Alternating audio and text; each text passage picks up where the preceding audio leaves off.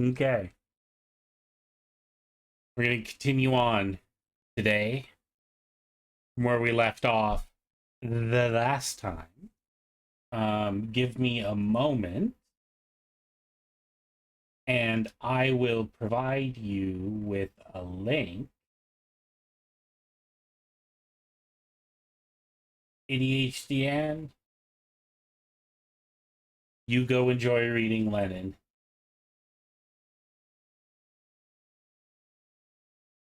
Have a good night. Thank you for joining the stream. Thank you for chatting. Much appreciated. Hope to see you next time.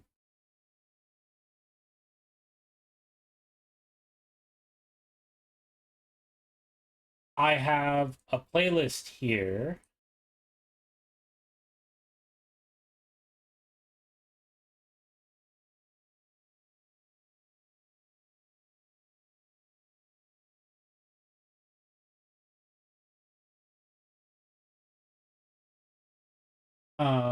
This is the previous readings, and this is the book we are reading.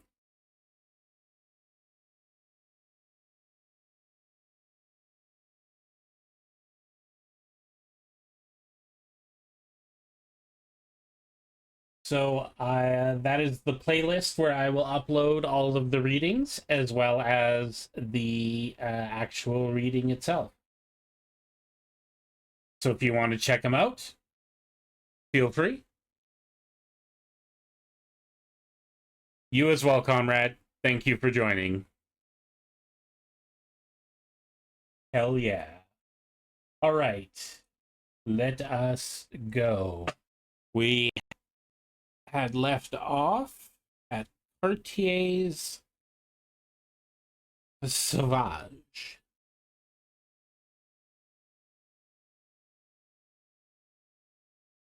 Give me a second.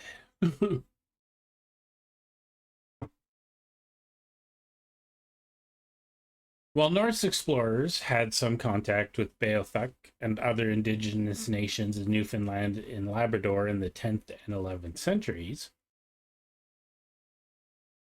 and Portuguese and Spanish sailors did some navigating and fishing along the east coast, the first real antecedents of Canadian foreign policy were established by Jacques Cartier, the French captain who sailed up the St. Lawrence River in 1535.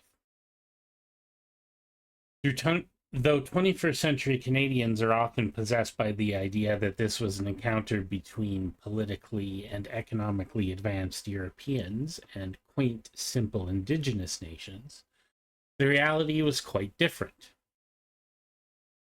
As Ramsay Cook notes in an introduction to The Voyages of Jacques Cartier, 1993, French life was not much different from that of the Haudenosaunee.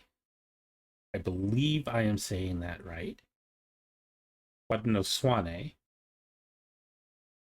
For most people, since in France, town laborers earned low wages while the peasantry's meager standard of life fluctuated with the harvest. If anything, Cook probably underestimates the standard of living the Haudenosaunee, who were experiencing a golden age of art, culture, and urban design. Still, the French always considered themselves to be of the advanced race, dealing with a group of primitives without culture or history. Cartier immediately described the Haudenosaunee as savages and asserted that they could easily be molded in the way one would wish. Ironically, Cartier noted that the Haudenosaunee were wonderful thieves who steal everything they can carry off. Even while he and his crew were squatting on Haudenosaunee territory. Emblematic of the early colonial experience, Cartier's relationship with the local chief Donnacona began in uneasy peace and ended with betrayal. Cartier had Donnacona kidnapped after a false invitation to parley in the French fort. Upon Cartier's initial arrival at Stadacona, near present-day Quebec City, Haudenosaunee. Thank you, Stern Sam. Thank you. Haudenosaunee.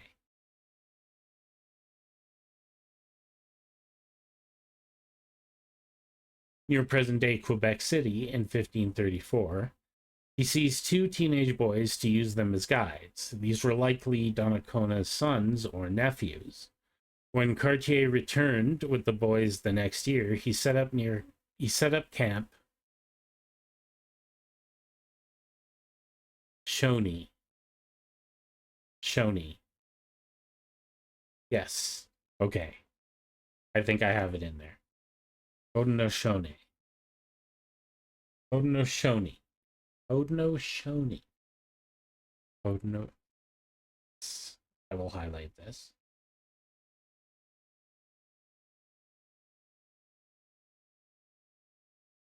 When Cartier returned with the boys the next year, he set up camp near Stadacona without permission and declared his intention to sail up the river to Hochelaga, near present-day Montreal. Donnacona did not grant this passage, but Cartier defied these instructions. Though he was well received at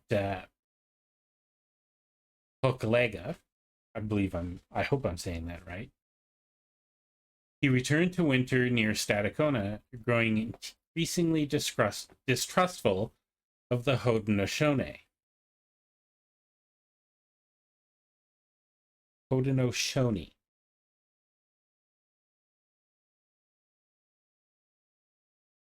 For their part, the Haudenosaunee clearly had grievances with the behavior of the Europeans, especially after Cartier made a spectacle of raising a 30-foot wooden cross on their territory. But there is no evidence to support Cartier's fear that they were plotting an attack. In fact, the French only survived the winter of 1535 thanks to medicine provided by one of the teenagers Cartier had earlier kidnapped. Nevertheless, Cartier grew increasingly hostile, and he ultimately kidnapped Donnacona and 9 other Haudenosaunee and brought them to France, where they died. Unsurprisingly, when he returned to the St. Lawrence in 1541 to establish a permanent settlement, the Haudenosaunee attacked his colony. Without indigenous support, the French were unable to survive the winters and maintain their presence, so they abandoned the St. Lawrence for nearly a century. It was an instructive opening to nearly 500 years of relations between European settlers and indigenous people in Canada, which was a name Cartier applied to this place after misunderstanding Haudenosaunee word for village.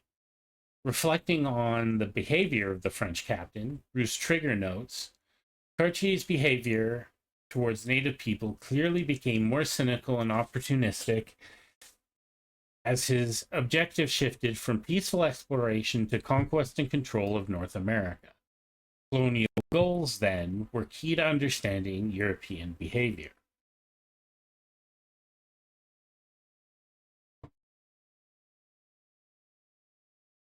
The French gradually did establish a presence in what they called Acadie, and later Quebec, in the early 17th century, while the British landed settlers among the eastern seaboard of North America and made attempts to establish colonies in Newfoundland and Nova Scotia. Acadia. Not surprisingly, rivalry between the two empires grew, colonialism being inherently a zero-sum game. Early settlements in New France were relatively small and primarily functioned as outposts to conduct the growing fur trade, with indigenous traders engaging in trade from a position of some strength and without significant disruption of indigenous societies. at least by comparison to what had taken place elsewhere and what was yet to come. In fact, several French attempts to settle in Quebec would have failed without significant help from local Anishinaabe and Innu, who taught colonists how to survive, as the Haudenosaunee had done for Cartier's crews in the 1530s. British colonies, by contrast, were oriented towards larger-scale settlement and were inscribed with the logic of capitalism and the need to dispossess indigenous peoples of the land itself. The early history of the British in North America, thus, was much more riven with conflict. It also offers the greatest insight into the deep roots of what became Canada, since New France was shortly defeated by a British invasion from the south. Puritan Pathologies. Ooh, interesting. Puritan Pathologies. Well, it was not the first engagement between English and indigenous peoples in North America. Conflicts had already emerged around the Virginia colony. The most emblematic early encounter for a study of Canada was what culminated in the Pequot War in the early 1630s. Pequot? Pequot. My French is terrible. The war was launched by the English Puritans of the Massachusetts Bay Colony, who would later compel the British Crown to invade New France and claim Canada for Britain. The Puritans' Protestant extremism outstripped even their contemporaries in England, instilling in them a pious drive to utterly master their own and others' natural urges. Dancing, singing, sensuousness, and embodied joy of any sort was the enemy. Thus, their enemies even included other English settlers who brought genuine relationships with indigenous people, who suffered no such repressive dogma. Massachusetts Governor John Endicott's greatest nemesis was another English settler, Thomas Morton, who, rather than conquer and kill, wished to live and learn with the Pequot people. His comparably respectful embrace of indigenous hospitality represented a very different approach to foreign relations than that of the Puritans. The Puritans, more ever than their English contemporaries, considered the indigenous peoples to be savages, who would either be saved by accepting the strict rule of God or be drowned in a marsh of blood, with evident preference for the latter. This bloodlust was made clear in the opening of the Pequot War, when a ruthless and quick-tempered English trader, John Oldham, found dead off Rock Island. His contemporary, John Gallup, quickly killed a dozen Pequot in vengeance, though he had neither evidence that they had killed Oldham nor any insight into whether Oldham himself initiated a conflict. Nice. Unsatisfied by their revenge, the Puritans launched a surprise attack on a Pequot fort on the Mystic River, ultimately choosing to burn it and the 400 Pequot inside. By now, the workings of colonial ferocity had hooks in the Massachusetts Puritans, who hunted down the remaining Pequot at every opportunity. Pequot land was now being taken by the colony, and more were coveted.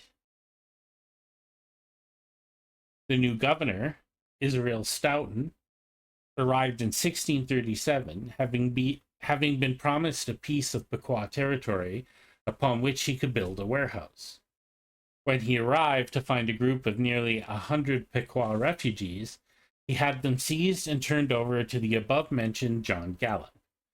Gallup tied them up and threw them into the sea, while his mates scoured the area to hunt and kill any remaining Pequot.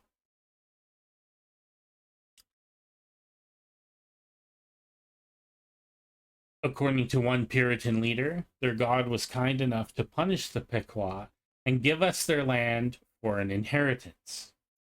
Indeed, the ease with which Puritan colonial ideals combined with the economic imperative to dispossess indigenous peoples of their land is what I wish to highlight here.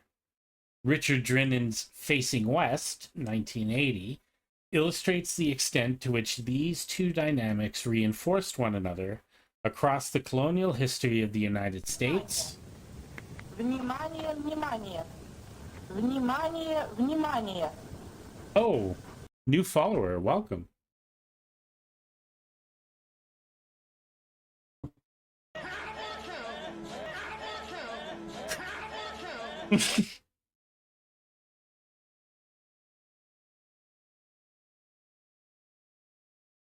Welcome to the show. We're just reading Canada and the World, Settler Capitalism, and the Colonial Imagination.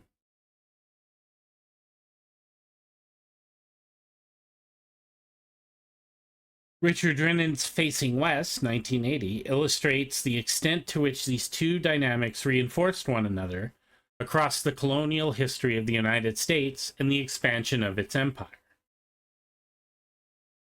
This pattern is mirrored in the creation of Canada, which took particular shape after the arrival of the Loyalists, many of whom were descendants of the Puritans. The Puritans explicitly sought to destroy the Pequot and to cut off the remembrance of them from the earth. Drinnan notes that eliminating the Pequot served to satisfy the profoundly suppressed desires of the Puritans, who were forbidden from enjoying the sensuality, be it sex, singing, or dancing, that indigenous life represented to them. Destruction of the Pequot was a spiritual war against the worst temptations of their own subconscious. To the settlers, explains Drinnan, the bestial Indians already were the nature that the colonists would fall back into should they yield to such impulses. This is a point worth remembering when we consider modern Canadian musings on the conflict in Rwanda, where General Romeo Dallaire shook hands with the devil, or the peacekeeping mission in Somalia, where Canadians claimed that the evil of that country had led to its otherwise pure soldiers to commit heinous acts of violence. And yet, at the same time, Drinnan reminds us that the Pequot War was about extending English rule and laws. Far from being simply a psychological manifestation, the genocidal impulse of the Puritans had a concrete material purpose.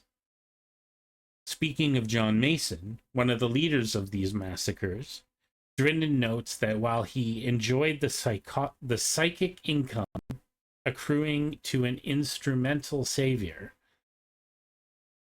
he also enjoyed the acquisition of tangible assets as well, including an island of 500 acres that he claimed by right of conquest.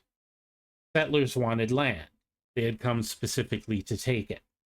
As Patrick Wolf argues, whatever settlers may say, and they generally have a lot to say, the primary motive of settler colonialism is not race or religion or ethnicity, grade of civilization, etc., but access to territory.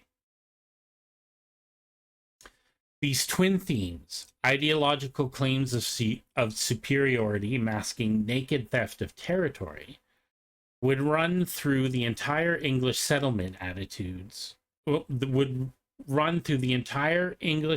of North America, from Kentucky to Florida to British Columbia.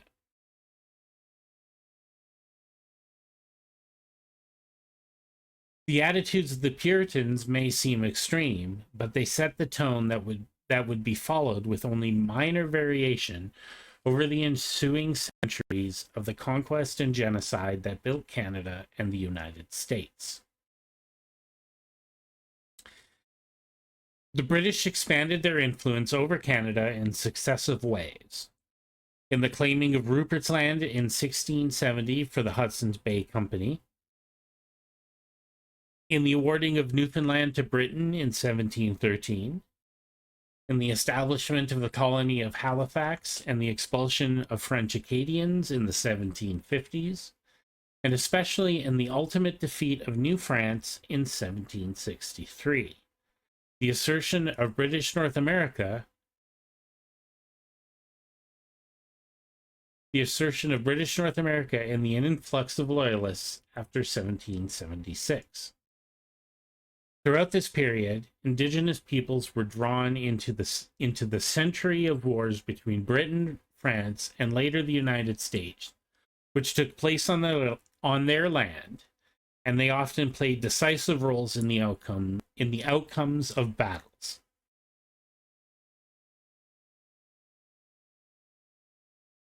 While various Indigenous nations tried to navigate the conflicts in ways that would best protect themselves, the end result was destabilization of Indigenous communities, disruption of Indigenous territories, and dissolution of internal and international bonds between Indigenous nations. Meanwhile, the American Revolution exposed the contradiction in settler colonialism between the interests of the settlers and those of the metropolitan elite. Despite its lofty rhetoric, the American Revolution was effectively a struggle between different factions of the British ruling class. That is, the American Revolution was not anti-colonial because the American settlers had not been colonialized by Britain. They were the colonizers, fed up with playing by the rules their early sponsors had placed on them. Notably, one of the major points of friction was that London sought to contain the settlers' westward expansion into what was then called Indian Territory. The ambitions of the settlers had grown, spurred by the economic desire for land and the now deeply ingrained hatred of indigenous people. In the late 18th century, a complex political and military showdown played out between the British, the American settlers, and the indigenous people in the territory south of the Great Lakes. Though the British sought to restrict American expansion, they were not protecting indigenous territory in any meaningful way. In fact, the British were still actively asserting their own dominance over the region. These conflicts are perhaps best captured by the infamous suggestion of British commander Jeffrey Amherst and the gift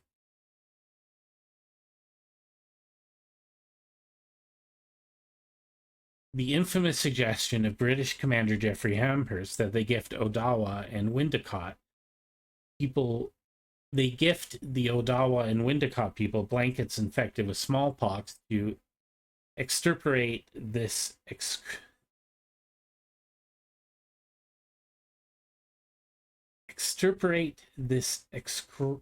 execrable race. Holy crap.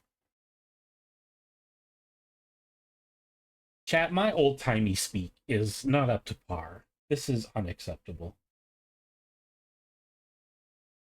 Nevertheless, as American settlers brought active genocide from the eastern colonies, many indigenous nations found it expedient to ally with the British to try and protect themselves, while some threw in their lot on the American side.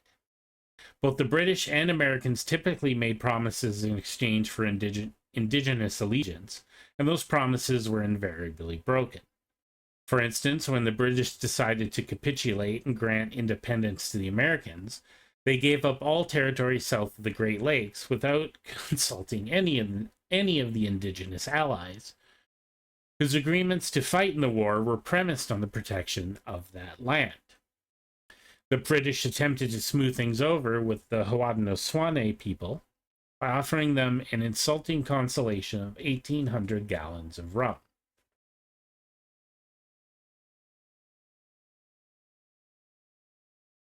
On the eve of Canada. The new reality was a continent divided between two groups of British settlers, the more aggressively expansionist United States. 1,800 gallons of rum.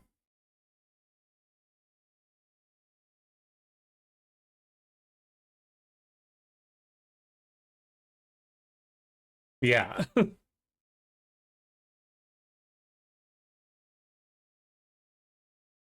Of 1,800 gallons of rum. That's a lot of rum. Yeah.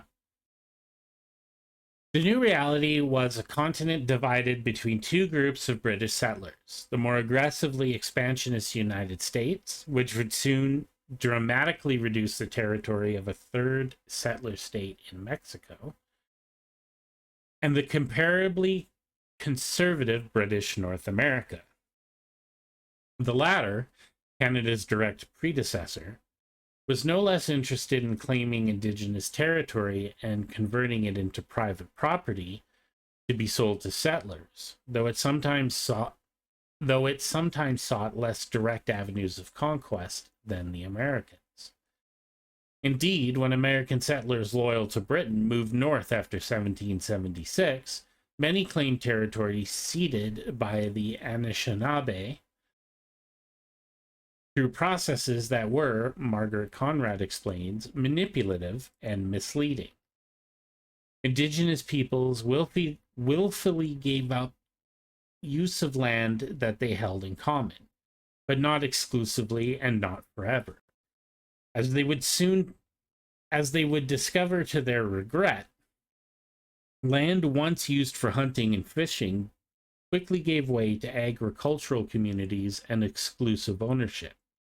More regrettably, a growing body of evidence confirms that the settlers and those who negotiated on their behalf bargained in bad faith.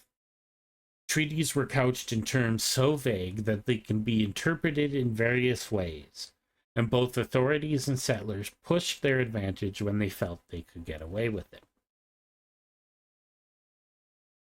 Just as Cartier had lied to Donnacona, 18th century colonial authorities would use deception and trickery to get indigenous land. And just as they had in Massachusetts, English settlers would not hesitate to take matters into their own hands, seizing territory for themselves and backing up their claims with violence. For instance, defying the 1763 Royal Proclamation, which compelled settlers to sign treaties before claiming indigenous land, Loyalists in the 18th century seized Mi'kmaq territory on the Miramichi River, knowing that British authorities would not support the Mi'kmaq claim. Mi'kmaq claim. After all, only a few decades earlier, the British had authorized settlers to take or destroy the savages commonly called Micmacs, as in the quote, wherever they are found, and offered bounties to be paid upon. Yeah. That's right. That's right.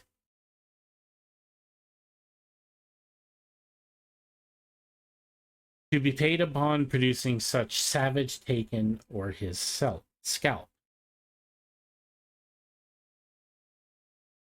The Micmac were not the only targets of the new settlers. The wave of loyalist migration in the late 18th century also displaced the Beothuk and the Malecite in the Maritimes, the Mohawk, Nipissing, and Algonquin in Quebec, and the Ojibwa and Mississauga in Ontario.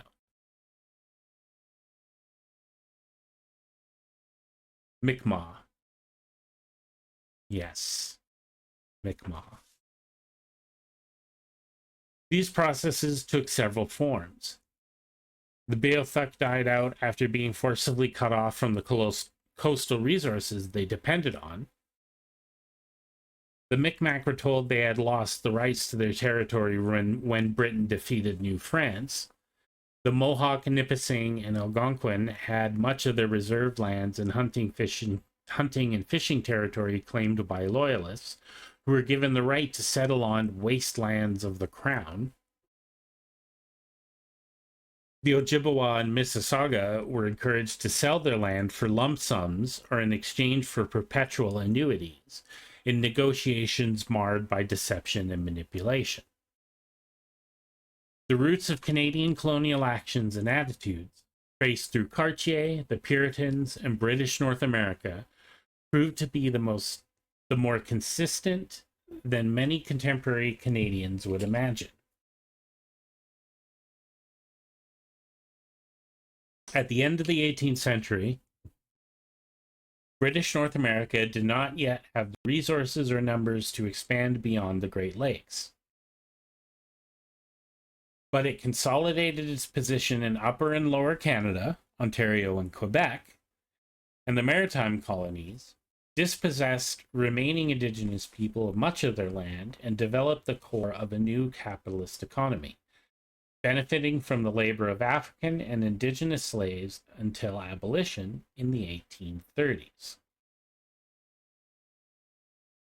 By the middle of the 19th century, however, U.S. expansion had begun to alarm the leaders of British North America. These two factions in the British colonial empire had already squabbled over territory in the War of 1812, and now the Americans were pushing west, threatening to swallow up the bulk of North America. The colonial elite in London and Canada became increasingly obsessed with the idea of connecting the Canadian colonies to British Columbia and asserting their claim to all of the territory in between. No longer a project for the distant future, Canada's West had to be settled immediately. There was only the problem of dozens of Indigenous nations who had lived there and would not simply cede their territory and disappear into the mist. Thus was the stage set for the Confederation of Canada and the massive expansion and consolidation of Canadian colonialism.